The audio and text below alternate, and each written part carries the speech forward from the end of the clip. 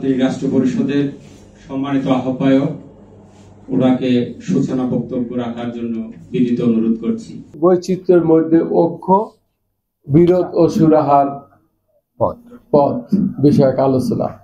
দেশ যে পরিবর্তন এসেছে 5ই আগস্টের পরে, এখন দেশের মানুষের প্রত্যাশা অনেক বড়। দেশের মানুষ চাচ্ছে এমন একটা গণতান্ত্রিক ব্যবস্থা শুরু হোক বা যাত্রা করা হোক, যে গণতান্ত্রিক ব্যবস্থা আমরা আজ থেকে 54 বছর আগে স্বপ্ন দেখেছিলাম যখন আমরা এই দেশ স্বাধীন করেছি, কিংবা 90-এর গণ অভ্যুত্থানে আমরা যে স্বপ্ন দেখেছিলাম যে স্বৈরাচার বিরোধী আন্দোলন করে আমরা চেয়েছিলাম একটা গণতান্ত্রিক দেশ, কিন্তু বাস্তবে সেই পথ আমরা পাই নাই, সেই পথ হারিয়ে ফেলেছি।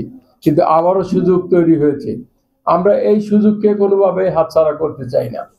একটা গণতান্ত্রিক রাষ্ট্রে বিভিন্ন দল থাকবে, মত থাকবে, গোষ্ঠী থাকবে, বৈচিত্র্য থাকবে গণতন্ত্রের, কিন্তু এর মধ্যে আমাদের দেশপ্রেম থাকবে।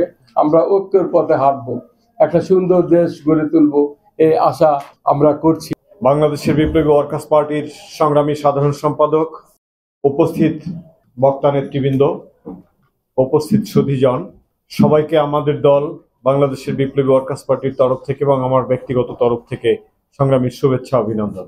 বন্ধুগণ, শেখ হাসিনা স্বৈরতন্ত্র ফ্যাসিবাদের দীর্ঘ 1.5 যুগের বেশি সময় আমাদের দেশ অত্যন্ত ক্রান্তিকালের মধ্য দিয়ে এ পর্যায়ে এসেছে। গত জুলাই আগস্টের আন্দোলন তার একটি সুরাহার পথ উন্মুক্ত করেছে। আমরা একটি ক্রান্তিকাল অতিক্রম করছি। এই ক্রান্তিকালে গণতন্ত্রের যে দীর্ঘ লড়াই, এই জনপদের মানুষের যে 1000 বছরের লড়াই, তারই একটি সুরাহার পথ উন্মুক্ত হয়েছে। আর আজকে আমাদের দেশ সংখ্যাগরিষ্ঠ মুসলিম দেশ হলেও এটি এককভাবে কোনো এক ধর্মের, এক জাতির দেশ নয়। আমরা মনে করি এ দেশে বৈচিত্র্য রয়েছে, বিভিন্ন ধর্ম বর্ণের জাতিসত্তার মানুষ রয়েছে। তাদের কাউকে উপেক্ষা করে, কাউকে পদদলিত করে, কাউকে অধিকার বঞ্চিত করে অন্য কোনো জাতিসত্তার মানুষ এখানে বিজয় লাভ করতে পারে না, এবং গণতান্ত্রিক সমাজ প্রতিষ্ঠার কোনো পথ উন্মুক্ত নেই।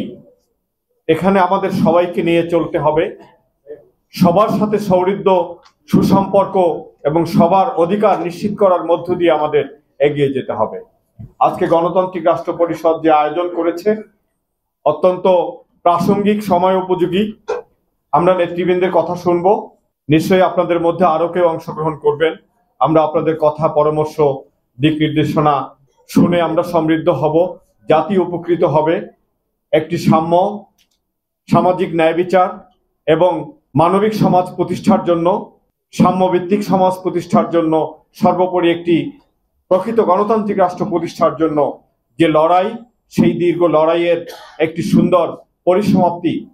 এবং আজকে যে অন্তর্বর্তীকালীন সরকার রয়েছেন, তার উপর যে আমরা যে দায়িত্বগুলো আমরা প্রত্যাশা করি, সেই প্রত্যাশিত সংস্কারগুলো সংবিধান থেকে নির্বাচন কমিশন সহ অপর সংস্থাগুলো সংস্কারের মধ্য দিয়ে একটি গণতান্ত্রিক রাষ্ট্র রূপান্তরের যে পথ প্রক্রিয়া, তা প্রশস্ত হবে, এই আশাবাদ ব্যক্ত করে সবাইকে আবারও ধন্যবাদ, অভিনন্দন, শুভেচ্ছা জানিয়ে আমি আমার বক্তব্য শেষ করছি।